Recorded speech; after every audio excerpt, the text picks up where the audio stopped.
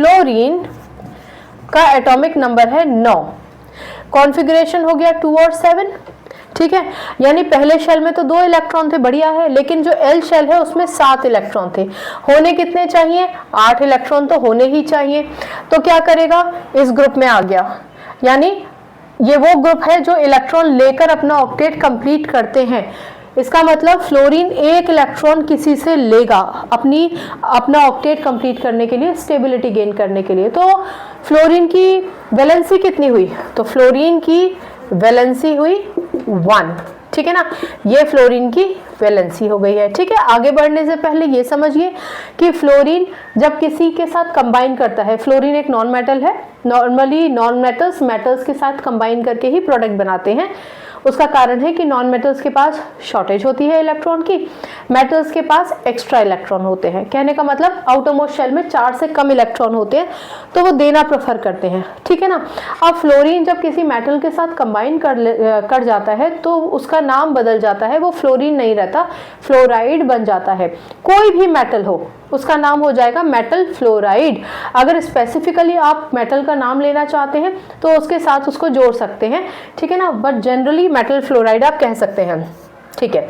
चलिए अब कहते हैं कि फ्लोराइड के साथ अगर Z ने कंबाइन किया तो फॉर्मूला क्या होगा। देखिए आपने पढ़ा है कि जब कभी 2 एलिमेंट्स कंबाइन करके प्रोडक्ट बनाएंगे तो हम उनकी वैलेंसीज को स्पेसिफाई कर लेते हैं। जैसे कि Z की वैलेंसी अभी अभी हमने कैलकुलेट की थी 6 थी, इसकी वैलेंसी हमने नीचे लिख दी।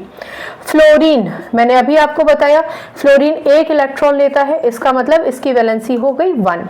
नेक्स्ट स्टेप में हम इसको क्रिस क्रॉस कर देते हैं, यानी पहले एलिमेंट का मल्टीप्लिकेशन दूसरे एलिमेंट की वैलेंसी से कीजिए, दूसरे एलिमेंट का मल्टीप्लिकेशन पहले एलिमेंट की वैलेंसी से कर दीजिए। जब हम वैलेंसीज लिखते हैं माइनस प्लस लिखने की जरूरत नहीं है। भले ही आप जानते हैं कि फ्लोरीन पे 1 नेगेटिव चार्ज है, लेकिन जब हम क्रिस क्रॉस करेंगे तो हम प्लस या माइनस के चक्कर में नहीं पड़ेंगे, सिर्फ नॉर्मल नंबर लिखेंगे। भले ही आपको पता है कि मेटल्स में जितने भी एलिमेंट्स हैं उनकी वैलेंसी प्लस में होती है, लेकिन जब आप क्रिस क्रॉस करके प्रोडक्ट बना रहे हैं तब आप प्लस माइनस नहीं लिखेंगे, ठीक। अब चलिए Z का मल्टीप्लिकेशन 1 से हो गया, Z1 हो गया, F का मल्टीप्लिकेशन 6 से हो गया, F6 हो गया। हमने बहुत लेक्चर्स में ये बात की है कि 1 लिखने की ज़रूरत नहीं होती है। यानी अगर आपसे पूछा जाए कि Z के साथ अगर फ्लोरीन जुड़ गया है और फ्लोराइड बन गया है तो उसका फॉर्मूला क्या है, तो आंसर है ये, आप लिख लेंगे the formula of fluoride of Z is ZF6, ठीक है ना। चलिए ये तो नॉर्मल हमारे क्वेश्चन से रिलेटेड